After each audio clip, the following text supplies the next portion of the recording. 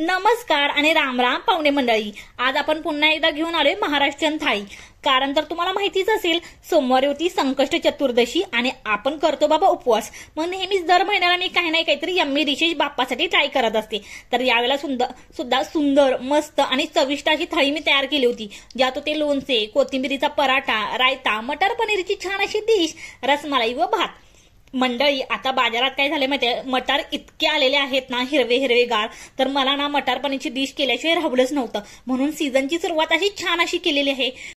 चला तर वळूयात रेसिपीकडे. सर्वात आधी मी भाताचा कुकर लावून घेत आहे, कारण मला हवाय हा उकडलेला बटाटा. कशासाठी सांगते पुढे. बाय द वे, हे डबे मी नुकताच डीमार्ट मधून नवीन आणले होते, मग फर्स्ट ट्राय करत होते. चला, कुकर तर लागला. आता कोथिंबीरीच्या पराठ्याची सुरुवात करू. आता आपल्याला कोथिंबीरीचा पराठा तयार करण्यासाठी लागणार आहे ऑफकोर्स भरपूर अशी कोथिंबीर.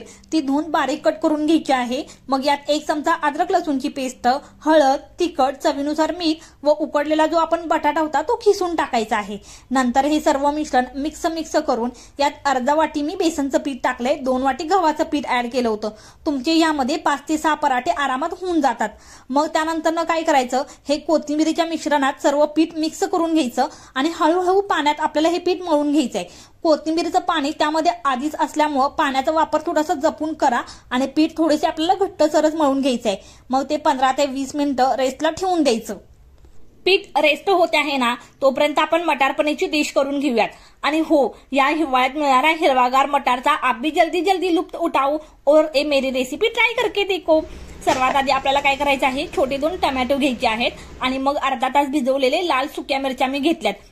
आणि त्यानंतर ना तुम्ही काजू सुद्धा घेऊ शकता. मस्त प्युरी अशी स्मूदी होते. त्यानंतर ना आपल्याला ह्याची प्युरी तयार करून घ्यायची आणि त्यानंतर ना काय करायचं, पनीरचे असे मीडियम आकारात क्यूब्स कट करून घ्यायचे आहेत. ते आपल्याला शॅलो फ्राय करून घ्यायची.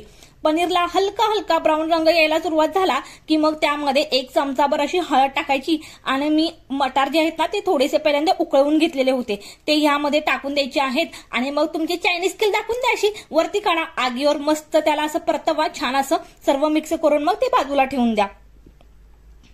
यानंतर ना कढईत 1 चमचा तुपात व 1 चमचा तेलात हे 12 गावच्या मसाल्यांना आपल्याला जिरे मोहरी सोबत तडतडू द्यायचं आहे. तिखट आवडत असेल तर मग मिरच्या टाकून घ्या. त्यानंतर ना बारीक छोटे कट केलेला कांदा परतवून मस्त पडलेला गुलाबी थंडीसारखा गुलाबी रंग येऊपर्यंत कांद्याला परतवून घ्यायचा आहे. त्यानंतर ना 1 चमचाभर अद्रक लसूणची पेस्ट टाकून तीही परतून घ्या. व आता आपल्याला ह्यामध्ये मसाले ऍड करायचे आहेत, जसं की हळद, तिखट, कोरिएंडर पावडर मसाला, गरम मसाला. तुम्हाला जे मसाले आवडतात ते सर्व मसाले त्यामध्ये टाका आणि ते छान तेल सुटेपर्यंत मस्त परतवून घ्या. त्यानंतर ना ह्यामध्ये जी आपण टमॅटो व सुक्या मिरचीची प्युरी तयार केली होती, ती प्युरी ह्यामध्ये टाकून छान तीही मस्त तेल सुटेपर्यंत त्यालाही छान भाजून घ्यायचं आहे. मग त्यानंतर ना मी ह्यामध्ये दुधावरची जी साय होती ना ती टाकली होती. तुमच्याकडे जर क्रीम अवेलेबल असेल तर क्रीम टाका. आणि त्यानंतर ना मीठ टाकलं होतं चवीनुसार. आपल्याला जे भाजीत मीठ टाकायचं होतं ते मीठ टाकलेलं आहे मी. आणि त्यानंतर ना जे आपण पनीर व मटार परतवून घेतलेले चायनीज स्किल ते दाखवलेले होते ना आपण, ते त्यामध्ये टाकून घ्यायचे आहेत आणि छान 5 ते 10 मिनिटं त्याला उकळी आणून द्यायची आहे. मस्त असा कलर सुटतो, मस्त असं छान एक हॉटेल स्टाईल टेक्स्चर येतं, तुम्ही बघू शकता. आणि अशा पद्धतीने आपली मटार पनीरची भाजी तयार झालेली आहे. आता आपण झटपट कोथिंबीरीचे पराठे तयार करून घेऊयात, म्हणजे मस्त अशी थाळी रेडी होईल. सिंपल गोळा घेऊन पिठाचा हे पराठे आपल्याला लाटून घ्यायचे आहेत. चपातीप्रमाणे सर्व पराठे आपल्याला भाजून घ्यायचे आहेत. स्वादिष्ट बनतात हे पराठे. ट्राय करायला काहीच हरकत नाही आणि थंडीमध्ये कोथिंबीरही स्वस्तच भेटते, तर नक्की ट्राय करून बघा.